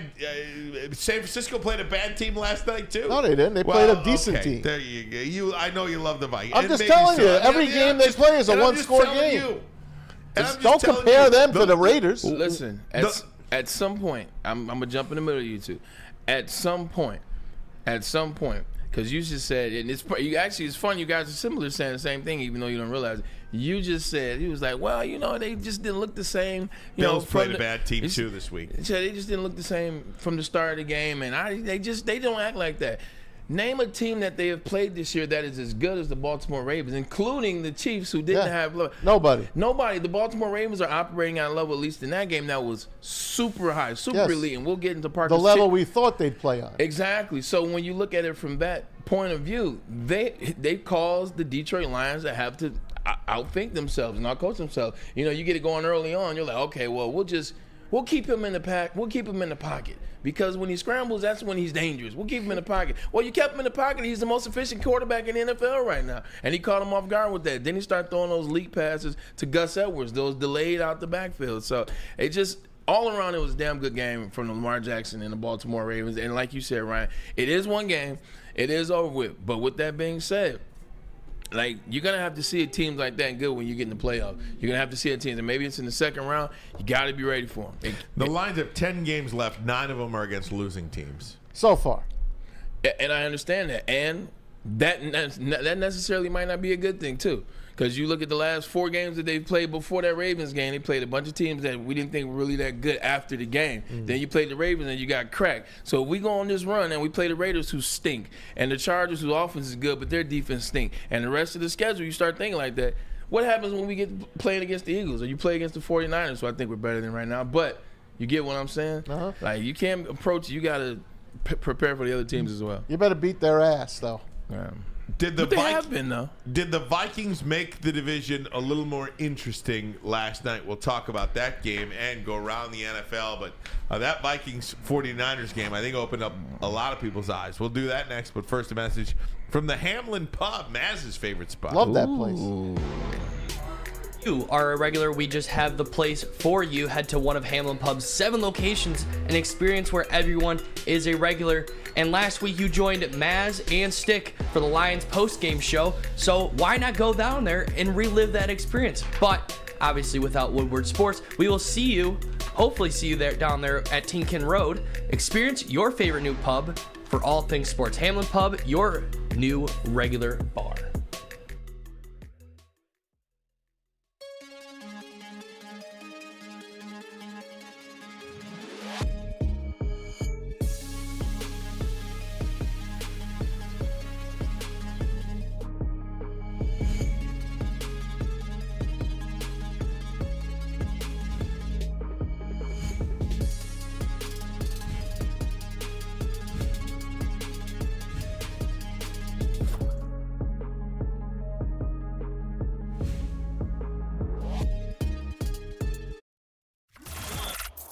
Woodward Sports' own Tom Mazaway and Sam Stick Day will be hosting our Lions postgame show after every Lions game all season long. Tune into the Woodward Sports YouTube channel for his hot off the press takes, game analysis, and Kool-Aid sipping celebrations. You won't want to miss it. Join Maz, Stick, and special guests each week immediately following every Lions game, exclusively on the WSN YouTube channel. Come to any Lady Jane's Haircuts for Men for an award-winning haircut experience from one of our talented stylists and register for a once-in-a-lifetime opportunity to win an all-expenses-paid suite for the 2024 NCAA tournament for you and 5 of your best buds. That's right, college basketball's most elite event. You and your 5 best friends just get to any Lady Jane's today for an award-winning haircut experience and automatically register to win the trip of your dreams. Lady Jane's Haircuts for Men, open 7 days a week. Walk in anytime. Lady Jane's, it's wicked awesome. How would you like to win a $100,000 Vegas getaway? Take your closest friends and live it up in the city that never sleeps. It's the Cintron Energy. You can drink it. You can also live it. Purchase a 24-pack today and enter to win the $100,000 Vegas getaway at drinkcintron.com/Vegas and buy your Cintron at your local Meijer. Cintron, the healthier energy drink with great taste and the choice of people who desire to look good, feel great, and be the best version of themselves. So why not do it with anybody but Cintron? Go register at drinkcintron.com/Vegas. The Minnesota Vikings last night, Kevin O'Connell, boy, is he a cheater. Did you see what he did last night? It wasn't cheating. It was cheating. No, you're allowed to do that. You're allowed to tell a player to get down, go down. Yes, Brandon Staley did you're it. allowed to do that. Oh. Joe Buck ratted him out. I saw it. I mean, yelling at the field, go down, go TJ, go down, go down. Why can't you do that? I'm kidding. By the way, Jalen Naylor. Jalen Naylor. He is on their team. He's on the practice squad. Oh. I told you, Michigan State. I told you. I told you. I told but you too. Look, Minnesota played a really good football game last night, and a couple of things. That San Francisco is a different team without Deebo Samuel. They just are. He's the most electric. I love Christian McCaffrey, but he is the difference maker on that team, Deebo Samuel. They're both difference makers. I don't want to argue about who's more or not. I will say this. They look a lot different without him, but also let's keep in mind, Christian McCaffrey was up into game time decision. He ended up playing, so he definitely was not near himself, which caused it too. But look, with all that being said, Minnesota played a damn good game. Yeah, they did. Like Danielle Hunter, who was leading the league early in sacks. You know, Kirk Cousins was leading in passing, and Justin Jefferson. At one point, they were leading in all 3 statistical categories. They just couldn't get anything going on with anybody else. Well, now you're starting to find some players. You brought up Brandon Powell, made some plays. Jordan Addison, Mr. Urish going 200 on the freeway in the preseason. We know why now. What a great catch. Because his dog, like, oh man, hell of a catch. And then he took the ball. Yeah. Like, that doesn't happen to the 49ers. They look out of sorts without Christian McCaffrey in there, without Deebo Samuel in there. And they look like a much, much different team. Brock Purdy, once again, when you don't have all those pieces, it looks different. And can we just be honest and stop saying, like, that's every quarterback in the league except Patrick Mahomes. Like, it's every quarterback in the league. Like, we always like, oh, well, look, it's outside of Patrick Mahomes, every quarterback, we got something to say about. Even Hurts had a bad game 2 weeks ago. Well, he had a bad first 3 games of the season. So, yeah, like, outside of Patrick Mahomes, everybody's going to need everybody. Everybody's going to need you to be at your best. So that just is what it is. But you asked the question, Ryan, I'll answer it. The Lions losing like they did without David Montgomery, and on top of it, Minnesota playing like they did, that is a small cause for concern because it's the window. Maz and I think we've always talked about that gauntlet at the end. It's Minnesota, it's the Dallas Cowboys, and it's the Vikings, which means they're not going to be the same team they were at the start of the season. So I think it's the division. Every year they're going to lose one to the Vikings. Every year they usually lose one to the Vikings, exception of last year. Maz? Go ahead. Vikings, they're 3-4. Should be 7-0. Packers, win. Falcons, good one. Win. Saints, Broncos, Bears, Raiders. They should be 9-4 when it's all said and done. Oh, and by the way, guess who's coming back after the first 4 of those games you named? Got to wear his number 18 on the other side of Jordan Addison, Justin Jefferson. The Minnesota Vikings should be 9-4 on December 17th. That's a week before they play the Lions. They play at Cincinnati. Okay. And you know what the Lions should be? They should have only Here you go. You ready? They should be undefeated in this stretch. They got 5 so far. That's 6. Okay, ready? That's 6. Raiders? 6. Chargers? 7. Bears? 8. Packers? 9. Saints? 10. Bears? Maybe a loss. Broncos? 12. They should be 12-2. Maybe 11. 12-2, 11-3. Yeah, they'll still have a 2-game lead. What you telling me? Yeah. Yeah. But you can't. Don't be peeing on the Vikings. I'm not peeing. Last year, I just, what were they in one-score games last year? 11-0. I'm okay, and this year, credit. this year they're 3-4. Mass, he's actually. I know. Not. He's actually giving you credit. I know. I'm just. Can I give you a compliment? Thank you. You get me upset sometimes. Can I give you a compliment? Yes. I don't get many. I may have been wrong about the Minnesota Vikings. And Kirk Cousins. And Kirk Cousins. He was outstanding last night. Maybe you were right about this one. Thank you. And it appears that the Minnesota Vikings are at the very least going to get into the playoffs as a wild card. If the wild cards go to Dallas and Seattle in any particular order, maybe Dallas wins the division, Philadelphia gets it, maybe Seattle wins the division, San Francisco gets it. Yeah. I mean, there's nobody else. It's Minnesota and it's the Rams. Yep. One of those two teams will make it to the playoffs. And right now, you look at the Minnesota Vikings; it's their schedule. And the Lions, yes, because the Minnesota Vikings have essentially the same schedule as the Detroit Lions. So Rams play the Cowboys this week. Rams, Cowboys. It's gonna be good. It's a Sunday. It's the America's game of the week. Yeah, it's a Sunday night game. Oh, the 4 o'clock game. That's gonna be fun. I'm actually kind of excited to watch the game. But going back to it, Minnesota, it's gonna be interesting to see how they finish out. It's gonna be interesting. The reason why it's gonna be interesting, Kirk Cousins is your quarterback now. His stock is at all-time high. Stock is at an all-time high. He beat the 49ers on the place where they said he couldn't win games. Well, we say he couldn't win games because he had Monday Night Football. Ryan, with all these quarterbacks coming out, like, what are you doing with Kirk Cousins if you're Minnesota Vikings? What are you trying to do? Well, you're not signing him to a 4-year deal. Are you trying to get rid of him now, potentially? I think they tried. I think that ship has sailed. I think they tried, and I think they had the conversation with him, and he said, I'm not waiving my no trade.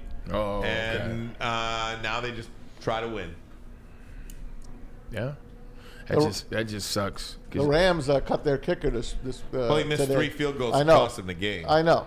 He was the kicker for Dallas last year that missed all those extra points and field goals in the playoffs. How does Brett Maher get even hired again? He used to be good too. I just don't understand when you miss as a kicker, like how you get hired again. Like I understand, like desperation. I understand other positions, but like you saw what he did. Like, what was the guy from the Minnesota Vikings that missed the? He shanked that kick in the playoffs against the Seattle Seahawks. Yeah. Was it Walsh or Brad or something like? Walsh. Yeah, there you go. Right, like yep. no, you can't have another job. I saw what you did. I'm sorry. Hey, just one thing about kickers. I don't know if anybody noticed this last night, but the only reason. Well, not the only reason, but I'm just trying to make a point here. So spare me the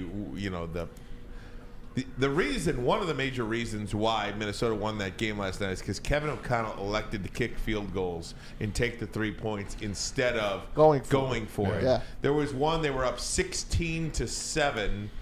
And instead of going for it, trying to get the touchdown, he gets the field goal. They go up 19-7.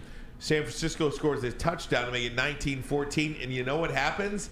Now, all you need is a field goal to make it an 8-point lead. And they did kick another field goal and made it a 22-14 game. That's because they missed an extra point earlier. Exactly. Yeah. But you take the 3 and you set yourself up down the road. So you like them taking the 3? I like them taking the 3. I didn't like him taking the 3 to get 19. I thought he should have went for it inside the 5 of San Francisco, needing 2 yards. And guess who won last night? Yeah, they won. The Minnesota Vikings. I liked it because it just wasn't about that play. It was about, he was intentional. Well, exactly. Okay, if you get this, then you only need a field goal again. You're assuming that San Francisco is going to score again. Yeah. So if they get 14 and I kick this field goal, I don't need to score another touchdown. I just need to get another field goal. So I think he played that one out. At least that's what I did. It worked out. I think, and I don't know if that's the only one, but I think I saw a couple instances maybe over the last week and a half where people are starting to take the field goal a little bit. I think because it's dumb not to. I agree. I think you're onto something now. Hey, Jake Moody, is that a little bit of a slump? There were people. Banged him a 55. I know he did, but he missed one earlier. But the people online were like guys like Pro Football Talk, guys like that. They were like, what were the 49ers thinking here's a team that's ready to win a Super Bowl, and they draft a kicker in the 3rd round when they had Robbie Gould to begin with. So, there are some people thinking that they might have reached for Jake Moody. Very good. We're going to take a break. Come right back. Parker is going to do his tiers list. It is Tuesday. We'll go around the NFL, and we'll talk about this baseball game tonight. Also, NBA season starts tonight, too. And the Wings are playing. And the Wings are playing. All 32 teams in action in the NHL. Derek Lalone hates it, by the way. 8:36. Yeah, it's a terrible start. Terrible start.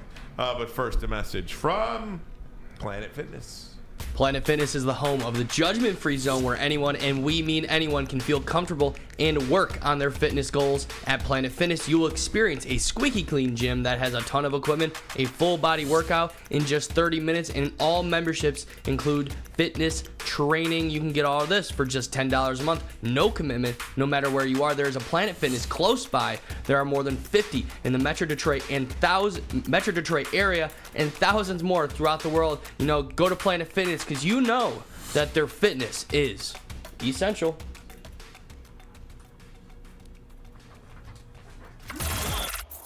Woodward Sports' own Tom Mazaway and Sam Stick Day will be hosting our Lions postgame show after every Lions game all season long. Tune into the Woodward Sports YouTube channel for his hot-off-the-press takes, game analysis, and Kool-Aid sipping celebrations.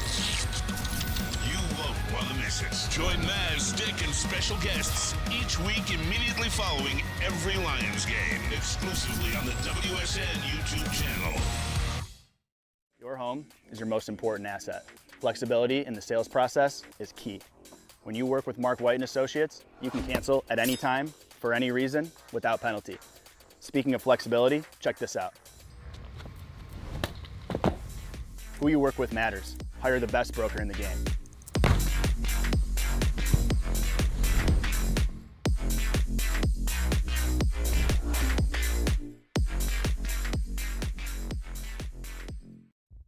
Brace yourselves, Detroit. As the sun begins to set, 2 of Woodward Sports' brightest young stars will be taking the mic for a brand new show. Woodward Nights with Spooner and Broder. The dog days in Detroit are over, and the boys are unleashed. Join in on the banter and hop on the bandwagon of the #1 night show on the internet. Tune into the Woodward Sports YouTube channel every weeknight from 8 to 10 p.m. Woodward Nights with Spooner and Broder. Hey guys, when it comes to your pet, you do not want to settle. Give your pet the best. That's why you want to give them Premier Pet Supply. Hands down, Michigan's best pet store, family owned and operated for over 30 years, 13 Metro Detroit locations, and over 60 brands of food, the lowest prices in town, and curbside delivery to boot. Premier Pet Supply, give your pet the best. PremierPetSupply.com. Time that perfect. All right, Parker, I am coming your way, sir. Here you go. It is the team's tier list in the NFL. Let's throw it up there. All right. I'm out. Come on. I'm out. It's over. It's over. I'm out. I know. I want to participate. I get it. But the Philadelphia Eagles have to be at top. Bye, Braylon. But, I mean, listen. The Eagles had a solid game this week. Solid? Sorry. But, with all the questions around the reffing, questions around the game in general, they still beat the Miami Dolphins at the end of the day. They still did. And I gotta, in my opinion, I've been dogging on this team all year. I gotta give them the credibility when they deserve it. Super Bowl contenders, I got the Ravens there. They moved up actually one whole spot. I couldn't put them 2 spots because I feel like I haven't done that to any team this season. I got to stay consistent. So, but the Ravens are officially a Super Bowl contender, and they probably will not be moving down at any point this season. San Fran is on the brink of moving down. They cannot lose another bad game, or I cannot consider them Super Bowl contenders anymore this year. Move down to tier 3. You got the Bills, Bengals, Browns, Cowboys, Texans, Jags, Rams, Jets, Steelers, Bucks, and Seahawks. Come on, Parker. Let's talk about the Jags. They're 5-2 for the first time in 2007, having a great year so far. I mean, I've talked about this team a lot this year. I do think that they should remain playoff contenders. The Bills moved down from Super Bowl contender. You can't lose to the Patriots and consider yourself a Super Bowl contender after how they've been playing all year this year. Out of the race. Can I ask you a question? Yeah, absolutely. How the hell do you have the Vikings and the Falcons out of the race? The Falcons might win their division. I hold on. Let me get there. I don't trust the Falcons. I'm trying. Go ahead. I'll get there. I'm trying to help. Didn't they beat the Bucks? Help me. They beat the Bucks. You, and I will help you. All right, I will help you. So Falcons, they're really close to moving up. I've had them out of the race for a minute. I think close to moving up. Give them. They're gonna win the freaking division. I get it. The Bucks are going to come back. I think the Bucks will eventually win the division at the end of the day. We might have to put the segment on hiatus for a week. The Vikings are about Get to this also segment off right now. continue the basis The that they're Falcons on. did beat the Bucks, didn't they? Yeah, they did. I mean, you can win. You can still beat a team and still lose in the not make the playoffs. I do think the Vikings are on the brink. The Packers moved down from being a playoff contender. You got the Colts, the Patriots, the Saints, the Titans, and the Commanders. Can't really talk about the Titans. I don't really like them at all this year. And then we'll move down to Tier 5. The Broncos beat the Packers. However, that's still a bad team. They're not moving up probably at all this year. And then Chicago, they might have won last week with a backup quarterback, but they are still also a bad team. And I turn it over to you guys. I just have one question. I'm not even gonna rate the whole list. I'm not even gonna do that to you. At the end of the day, I just got one question. How are the Kansas City Chiefs not right next to the Philadelphia Eagles? Only one top dog of the week. That's just my own. But they're both 6-1, and the Chiefs have been the best team in the NFL over the past 4 games now. Not to mention, anytime you whoop one of your division rivals like the Chargers, that speaks volumes to what you do, because your interdivision rivals know who you are. So whenever you get a whooping on them, it's kind of extra. But this is one question. That's all. I got one word. Hiatus. Hiatus. Parker.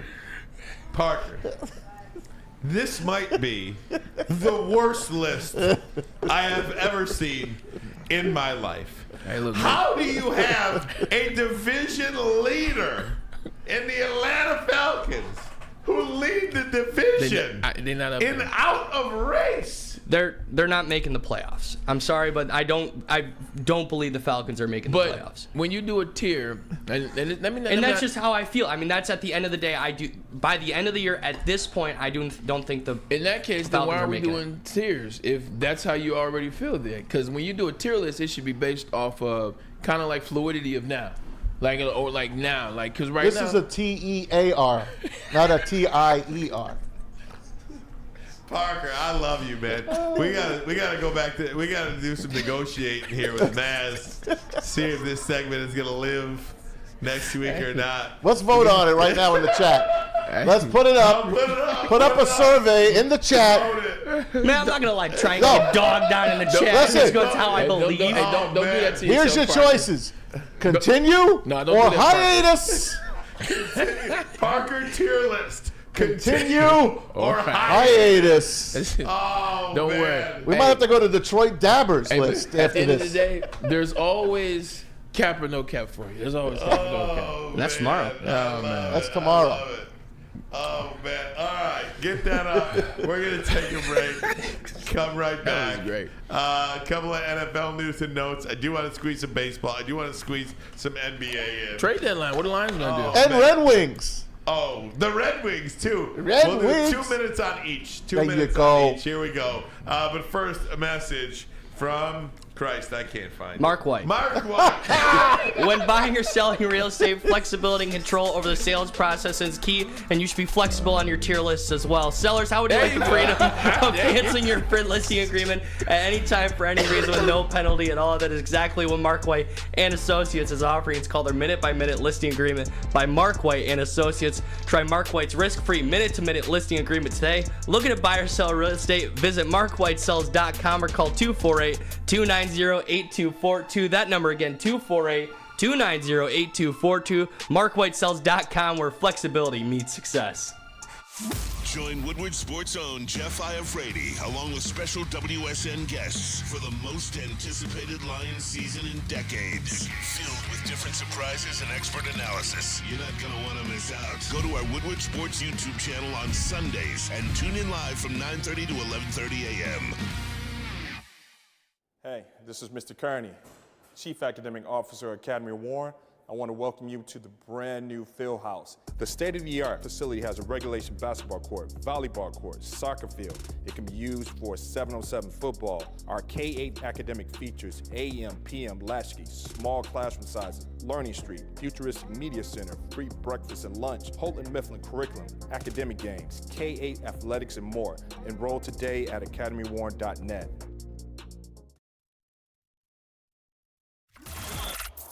Woodward Sports' own Tom Mazaway and Sam Stick Day will be hosting our Lions postgame show after every Lions game all season long. Tune into the Woodward Sports YouTube channel for his hot-off-the-press takes, game analysis, and Kool-Aid sipping celebrations. You won't want to miss it. Join Maz, Stick, and special guests each week immediately following every Lions game, exclusively on the WSN YouTube channel.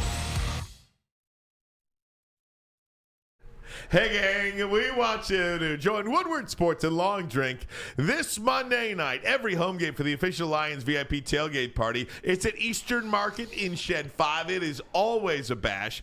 6:30 until game time, the official Lions tailgate back in better than ever. How would you like to pregame it? With Woodward Sports to be treated like a VIP. Food, beverages, entertainment, all included. Get your tickets online today at bullseyeeventgroup.com or win some from Woodward Sports. Subscribe to our YouTube page or follow us on IG, direct message Lions VIP. I have to say, Parker Brown, that was your finest hour. That was fun, man. I love it. We're having some fun with you there. The segment, the tier list, will absolutely be part of the show next Tuesday. No hiatus. We might have to do it Wednesday, actually, next week, because Tuesday will be reaction to Lions. Day. Next Tuesday Monday will be night. our Monday. Very true. Next Very Tuesday true. will be our Monday. Okay. So we just push everything back a little bit. Absolutely. All right, Tom Mazaway, you get time for one NFL story. One. That's it? That's all you get time for. Fine. Choose. Two of them I get. The first one is Hard Knocks midseason for the Miami Dolphins. Yes, last year was the Arizona Cardinals. No one gave a damn. This year, it's the Miami Dolphins. This people will watch because you're watching for Mike McDaniels. 1,000%. You know, we talked about Hard Knocks being dead, talked about the quarterback show on Netflix being the new deal, which it is. But I agree with you, man. As you talking about the Miami Dolphins, it's personalities. That's what you're watching for. Tyreek Hill, Mike McDaniel, Jalen Ramsey's back playing that team now, and Jalen Waddle. So the personality and the South Beach. You know you're gonna get some great POVs. So I'm here for at least the first episode. I'll see how it goes, but I'm here for the first episode. You get a second one, man. All right. Andy Reid is a treasure. We love Andy Reid. Yeah. Andy Reid is now a Swiftie. Oh, Kelsey, man, you blew is it. getting better with time. Taylor can stay around all she wants. You got to look at their Listen, record. Since he has been with her, Yeah. he hasn't been under 100 yards and a Nuts. touchdown. No, he's been killing it. Like He's showing off. 180 I'm last ha- week, 160. I actually like him now. Because I didn't like him before. Why didn't you like him? Because I just thought he was just a big mouth Some show guys, off. They just hate for no No, reason. no, he was a big mouth show off. I just didn't like him. Hey, he was with Now he seems like he's a settled down dude. Well, I like him. He was with a sister, so he had my vote of approval from then. When he first threw came her into under the league. bus. I get it though, but I get. Is that what he told her? She could buy her own stuff. But I'm not, and I had no problem with that. And a lot of times things get taken out of context. But I was with him then, and he kind of hit the little mustache point. And I got a little nervous, but I like him now. Yeah. I just think he's cleaned up his game. Red Wings on the ice tonight. It is something where all 32 teams will be on the ice. Not really at the same time, but all 32 teams will be in action tonight. There are games that will start every 15 minutes or every. Wow. So there's a game that starts at 6, a game that starts at 6:30, 6:45, 7, 7:15, 7:30, 7:45, 8, 8:15, 8:30, 8:45, 9. It goes through 11 o'clock. There's games that start every 15 minutes. Toronto's going to be busy looking at, they look for the replays and all that. I don't know how the hell they're going to do that tonight. Well, the Red Wings, I believe, official puck drop, even though it's scheduled 8:15 tonight, is sometime around 8:23 or something like that. The Kraken is in town. This is a national game, I guess. Not too happy about so that. it's not on Bally's. What is it on? TBS? I think it is on Bally's. It is? It is Okay. ESPN Plus. I think it's. I believe. I'll look it up for you guys. I'll let you know. So there's that aspect of it. Braylon, NBA starts tonight with 2 games too. Lakers and Nuggets in action. The world champs. And the Suns and Warriors. No Draymond Green tonight. Got hurt in a pickup game. Yeah, I'll leave that alone for right now. Michigan State has had enough problems. Yeah, you're talking about 4 teams that could compete there at the West at the end, and which should Not compete. the Dubs. Well, we'll see.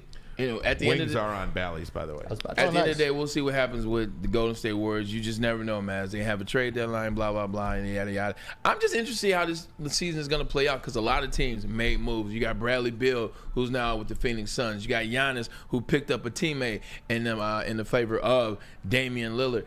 Kool-Aid, Giannis just got paid to the tune of extension for 3 years, $186 million. You do the math, that's $62 million a year. He didn't even have to sign the deal this year. Why do you think Giannis Antetokounmpo, arguably top 2 players in the NBA in the world, why did he sign the deal this year when he didn't have to? Oh, they got him a little bit of help, man. And I think that he wants Dame Lillard to feel comfortable there, man. I think that that's something that's very key.